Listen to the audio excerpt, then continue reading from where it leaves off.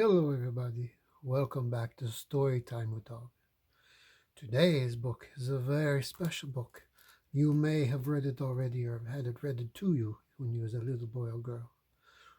But today's book is about a little boy who had a little toy, a Velveteen Rabbit. That will be today's book on Storytime with Dog. So, would you like to read along with me? If so, come right here and sit down and we'll read it together. The Velveteen Rabbit.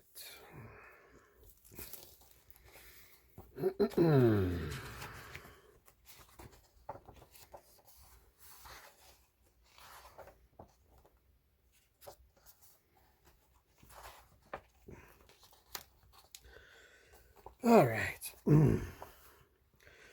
There was once a Velveteen Rabbit, and in the beginning he was really splendid. He was fat and bunchy, as a rabbit should be. His coat was spotted brown and white. He had real thread whiskers, and his ears were lined with pink satin. On Christmas morning, when he sat wedged in the top of the boy's stocking, with a sprig of holly between his paws, the effect was charming. There were other things in the stocking, nuts and oranges, and a toy engine, and chocolate almonds, and a clockwork mouse. But the rabbit was quite the best of all. For at least 2 hours the boy loved him. And then aunts and uncles came to dinner, and there was a great rustling of tissue paper and unwrapping of parcels. And in the excitement of looking at all the new presents, the Velveteen Rabbit was forgotten. Oh, that's very sad.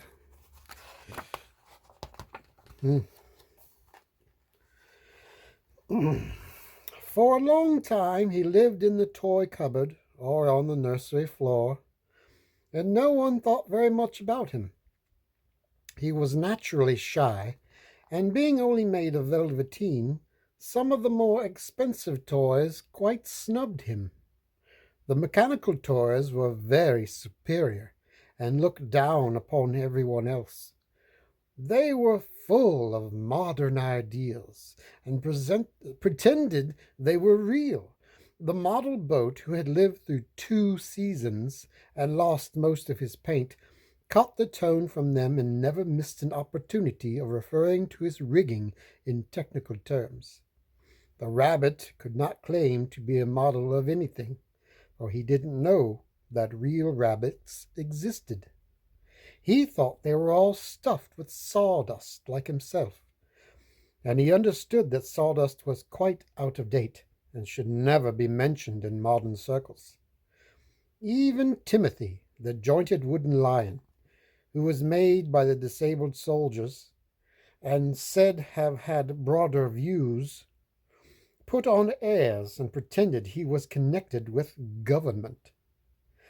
Between them, all the poor little rabbit was made to feel himself very insignificant and commonplace. And the only person who was kind to him at all was the Skin Horse.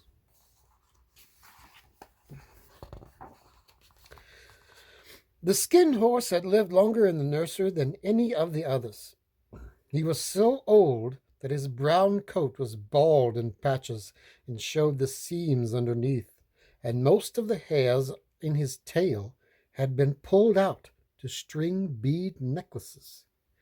He was wise, for he had seen a long succession of mechanical toys arrive to boast and swagger, and by break their mainsprings and pass away. And he knew that they were only toys and would never turn into anything else. For nursery magic is very strange and wonderful, and only those playthings that are old and wise and experienced, like the Skin Horse, understand all about it. "What is real?" asked the rabbit one day, when they were lying side by side near the nursery fender, before Nana came to tidy the room. "Does it mean having things that buzz inside you and a stick-out handle?" "Real isn't how you were made," said the Skin Horse. "It's a thing that happens to you. When a child loves you for a long, long time, not just to play with, but he really loves you, then you become real." "Does it hurt?" asked the rabbit. "Sometimes," said the Skin Horse, for he was always truthful. "When you are real, you don't mind being hurt." "Does it happen all at once, like being wound up?" he asked. "Or bit by bit?" "It doesn't happen all at once," said the Skin Horse. "You become. It takes a long time. That's why it doesn't happen. It doesn't often happen to people who break easily, or have sharp edges, or who have to be carefully kept."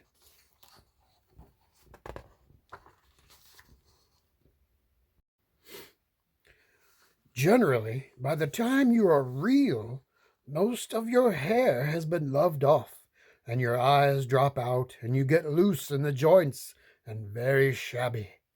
But these things don't matter at all, because once you are real, you can't be ugly, except to people who don't understand. "I suppose you are real?" said the rabbit. And then he wished he had not said it, for he thought the Skin Horse might be sensitive. But the Skin Horse only smiled.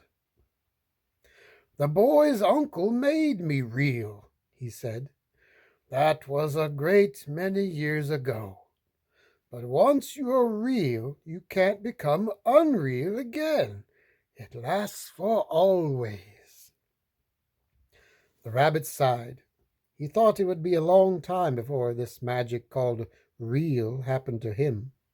He longed to become real, to know what it felt like, and yet the idea of going shabby and losing his eyes and whiskers was rather sad.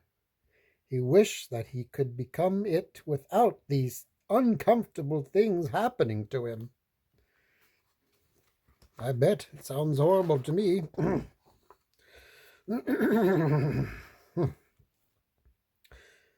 There was a person called Nana who ruled the nursery. Sometimes she took no notice of the playthings lying about, and sometimes, for no reason whatsoever, she went swooping about like a great wind and hustled them away into cupboards. She called this tidying up, and the playthings all hated it, especially the tin ones. The rabbit didn't mind it so much, for wherever he was thrown, he came down soft. One evening, when the boy was going to bed, he couldn't find the china dog that always slept with him. Nana was in a hurry, and it was too much trouble to hunt for china dogs at bedtime. So she simply looked about her, and seeing that the toy cupboard door stood open, she made a swoop. "Here," she said, "take your old bunny. He'll do to sleep with you." And she dragged the rabbit out by one ear and put him into the boy's arms. That night, for many nights after, the Velveteen Rabbit slept in the boy's bed. At first he found it rather uncomfortable, for the boy hugged him very tight, and sometimes he rolled over on him. Sometimes he pushed him so far under the pillow that the rabbit could scarcely breathe.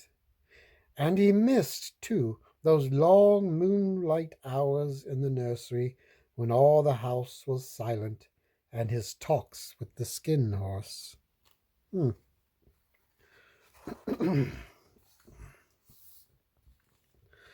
But very soon he grew to like it, for the boy used to talk to him and made nice tunnels for him under the bedclothes, that he said were like the burrows the real rabbits lived in. And they had splendid games together in whispers when Nana had gone away to her supper and left the nightlight burning on the mantelpiece. And when the boy dropped off to sleep, the rabbit would snuggle down close under his little warm chin and dream, with the boy's hands clasped close around him all night long. And so time went on, and the little rabbit was very happy. So happy that he never noticed how his beautiful velveteen fur was getting shabbier and shabbier, and his tail coming unsewn, and all the pink rubbed off his nose where the boy had kissed him. Oh, that's so sweet. Oh, that's a very nice picture. Little boy playing with the turtle and the velveteen rabbit, sitting there watching, and the little squirrel.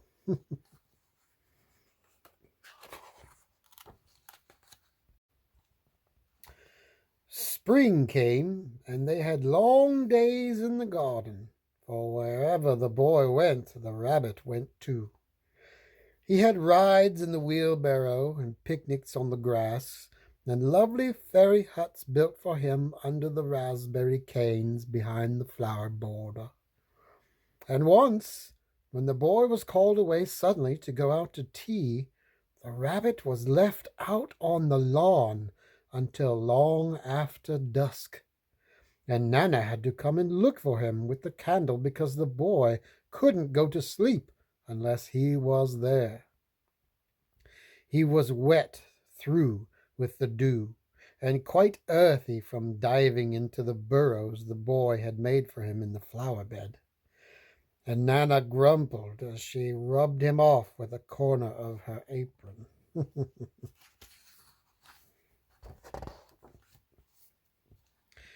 You must have your old bunny, she said. Fancy all that fuss for a toy. The boy sat up in bed and stretched out his hands. Give me my bunny, he said. You mustn't say that. He isn't a toy. He's real. When the little rabbit heard that, he was happy, for he knew that what the skin horse had said was true at last. The nursery magic had happened to him, and he was a toy no longer. He was real. The boy himself had said it. That night he was almost too happy to sleep, and so much love stirred in his little sawdust heart that it almost burst. And into his boot button eyes, that had long ago lost their polish, there came a look of wisdom and beauty, so that even Nana noticed it next morning when she picked him up and said, I declare, if that old bunny hasn't got quite a knowing expression.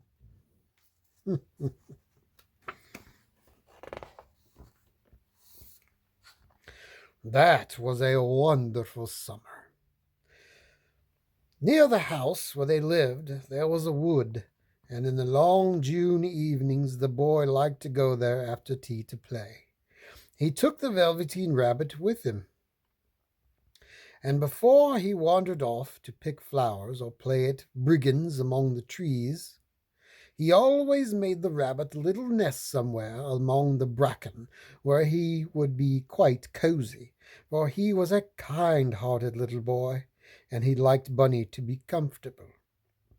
One evening, while the rabbit was lying there alone, watching the ants that ran to and fro between his velvet paws in the grass, he saw two strange beings creep out of the tall bracken near him. They were rabbits like himself, but quite furry and brand new. They must have been very well made, for their seams didn't show at all, and they changed shape in a queer way when they moved. One minute they were long and thin, and the next minute fat and bunchy, instead of always staying the same like he did. Their feet padded softly on the ground, and they crept quite close to him, twitching their noses, while the rabbit stared hard to see which side the clockwork stuck out, for he knew that people who jump generally have something to wind them up. But he couldn't see it. They were evidently a new kind of rabbit altogether. They stared at him, and the little rabbit stared back, and all the time their noses twitched. "Why don't you get up and play with us?" one of them asked. "I don't feel like it," said the rabbit, for he didn't want to explain that he had no clockwork.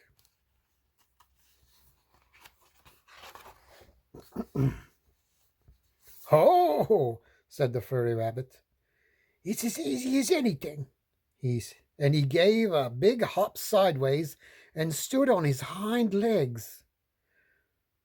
"I don't believe you can," he said. "I can," said the little rabbit. "I can jump higher than anything." He meant when the boy threw him, but of course he didn't want to say so. "Can you hop on your hind legs?" asked the furry rabbit. That was a dreadful question, for the Velveteen Rabbit had no hind legs at all. The back of him was made all in one piece, like a pincushion. He sat still in the bracken and hoped that the other rabbits wouldn't notice. "I don't want to," he said again. But the wild rabbits have very sharp eyes, and this one stretched out his neck and looked. "He hasn't got any hind legs," he called out. "Fancy a rabbit without any hind legs!" And he began to laugh. "I have!" cried the little rabbit. "I have got hind legs. I am sitting on them." "Then stretch them out and show me, like this," said the wild rabbit, and he began to whirl round and dance till the little rabbit got quite dizzy. "I don't like dancing," he said. "I'd rather sit still." But all the while he was longing to dance, for a funny new tickly feeling ran through him, and he felt he would give anything in the world to be able to jump about like these rabbits did. The strange rabbit stopped dancing and came quite close. He came so close this time that his long whiskers brushed the Velveteen Rabbit's ear, and then he wrinkled his nose suddenly and flattened his ears and jumped backwards. "He doesn't smell right," he exclaimed. "He isn't a rabbit at all. He isn't real." "I am real," said the little rabbit. "I am real. The boy said so." And he nearly began to cry. Just then there was a sound of footsteps, and the boy ran past near them, and with a stamp of feet and a flash of white tails, the two strange rabbits disappeared. "Come back and play with me," called the little rabbit. "Oh, do come back. I know I'm real." But there was no answer. Only the little ants ran to and fro, and the bracken swayed gently where the two strangers had passed. The Velveteen Rabbit was all alone. "Oh dear," he thought. "Why did they run away like that? Why couldn't they stop and talk to me?" For a long time he lay very still, watching the bracken and hoping that they would come back, but they never returned. And presently the sun sank lower, and the little white moths fluttered about, and the boy came and carried him home.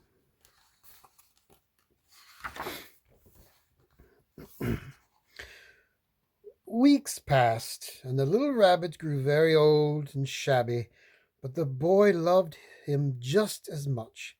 He loved him so hard that he loved all his whiskers off, and the pink lining to his ears turned gray, and his bronze spots faded.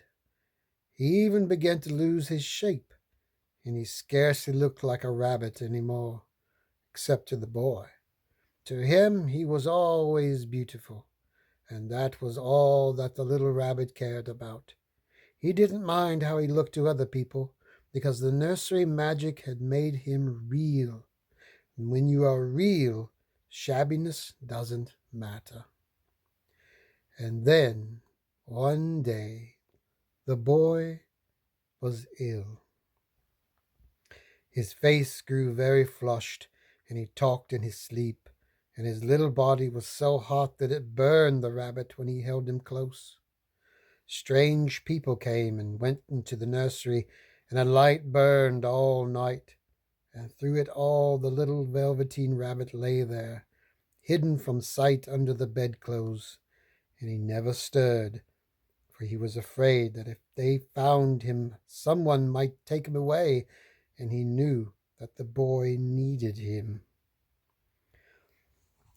It was a long, weary time, for the boy was too ill to play, and the little rabbit found it rather dull with nothing to do all day long. But he snuggled down patiently and looked forward to the time when the boy should be well again. And they would go out in the garden amongst the flowers and the butterflies and play splendid games in the raspberry thicket like they used to. All sorts of delightful things he planned, and while the boy lay half asleep, he crept up close to the pillow and whispered them in his ear. And presently the fever turned, and the boy got better. He was able to sit up in bed and look at picture books, while the little rabbit cuddled close at his side. And one day they let him get up and dress.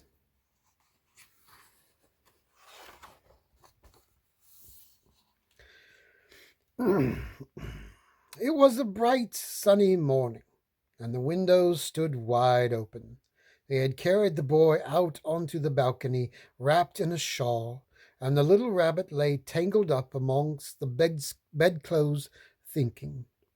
The boy was going to the seaside tomorrow. Everything was arranged, and now it only remained to carry out the doctor's orders. They talked about it all, while the little rabbit lay under the bedclothes, with just his head peeping out, and listened. The room was to be disinfected, and all the books and toys that the boy had played with in bed must be burnt. "Hooray!" thought the little rabbit. "Tomorrow we shall go to the seaside."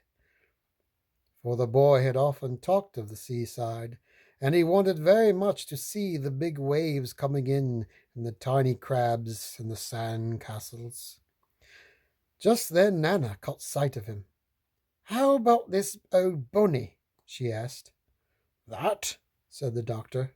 "Why, it's a mass of scarlet fever germs. Burn it at once." "What nonsense! Get him a new one. He mustn't have that any more." And so the little rabbit was put into a sack with the old picture books and a lot of rubbish, and carried out to the end of the garden behind the fowl house. That was a fine place to make a bonfire. Only the gardener was too busy just then to attend to it. He had the potatoes to dig and the green peas to gather, but next morning he promised to come quite early and burn the whole lot. Oh, no, that's terrible. That night the boy slept in a different bedroom, and he had a new bunny to sleep with him. It was a splendid bunny, all white plush with real glass eyes, but the boy was too excited to care very much about it. For tomorrow he was going to the seaside, and that in itself was such a wonderful thing that he could think of nothing else. And while the boy was asleep, dreaming of the seaside, the little rabbit lay among the old picture books in the corner behind the fowl house, and he felt very lonely. The sack had been left untied, and so by wriggling a bit he was able to get his head through the opening and look out. He was shivering a little, for he had always been used to sleeping in a proper bed, and by this time his coat had worn so thin and threadbare from hugging that it was no longer any protection to him. Nearby he could see the thicket of raspberry canes, growing tall and close, like a tropical jungle, in whose shadow he had played with the boy on bygone mornings. He thought of those long sunlit hours in the garden, how happy they were, and a great sadness came over him. He seemed to see them all pass before him, each more beautiful than the other. The fairy huts in the flower bed, the quiet evenings in the wood when he lay in the bracken, and the little ants ran over his paws. The wonderful day when he first knew that he was real. He thought of the skin horse, so wise and gentle, and all that he had told him. Of what use was it to be loved and lose one's beauty and become real if it all ended like this?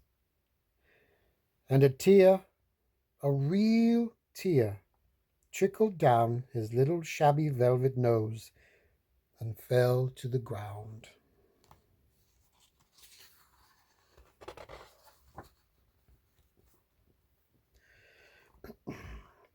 And then a strange thing happened.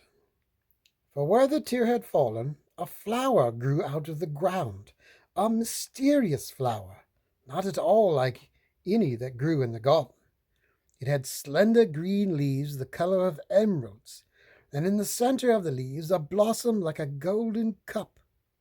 It was so beautiful that the little rabbit forgot to cry and just lay there watching it. And presently the blossom opened, and out of it there stepped a fairy. She was quite the loveliest fairy in the whole world. Her dress was of pearl and dewdrops, and there were flowers round her neck and in her hair, and her face was like the most perfect flower of all. And she came close to the little rabbit and gathered him up in her arms and kissed him on his velveteen nose that was all damp from crying. "Little rabbit," she said, "don't you know who I am?" The rabbit looked up at her, and it seemed to him that he had seen her face before, but he couldn't think where.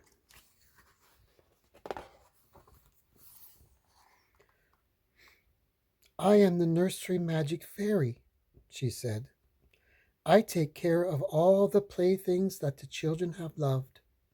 When they are old and worn out, and the children don't need them any more, then I come and take them away with me and turn them into real." "Wasn't I real before?" asked the little rabbit.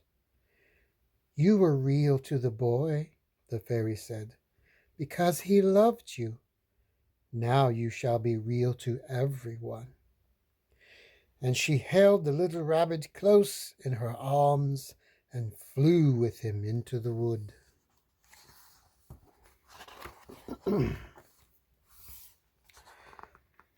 It was light now, for the moon had risen. All the forest was beautiful, and the fronds of the bracken shone like frosted silver. In the open glade between the tree trunks, the wild rabbits danced with their shadows on the velvet grass. But when they saw the fairy, they all stopped dancing and stood round in a ring to stare at her. "I've brought you a new playfellow," the fairy said. "You must be very kind to him and teach him all he needs to know in Rabbitland, for he is going to live with you forever and ever." And she kissed the little rabbit again and put him down on the grass. "Run and play, little rabbit," she said. But the little rabbit sat quite still for a moment and never moved, for when he saw all the wild rabbits dancing round him, he suddenly remembered about his hind legs, and he didn't want them to see that he was made all in one piece.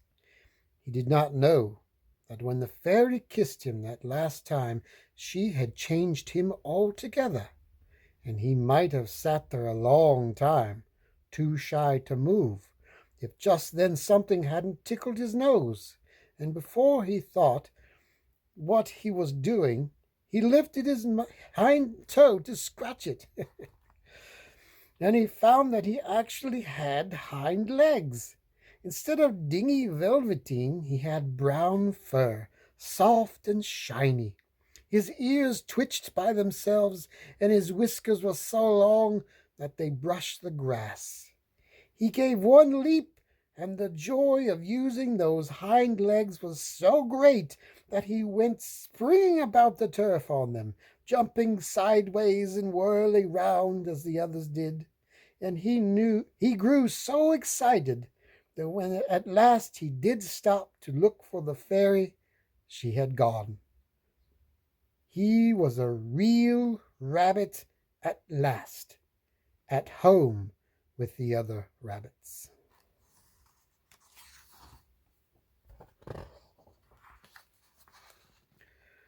Autumn passed, and winter, and in the spring, when the days grew warm and sunny, the boy went out to play in the wood behind the house.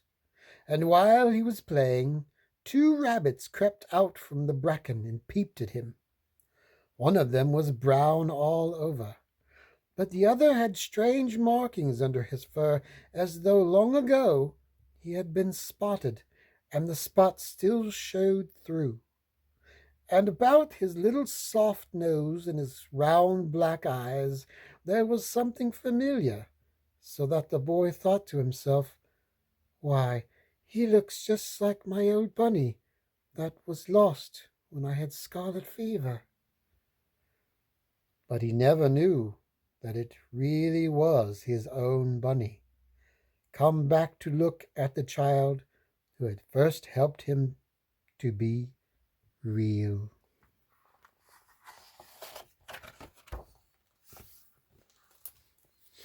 What a wonderful, wonderful story. I really hope you enjoyed it, because I sure did. Very wonderful book. Thank you for coming to Storytime with Dog, and I will see you next time. Bye-bye.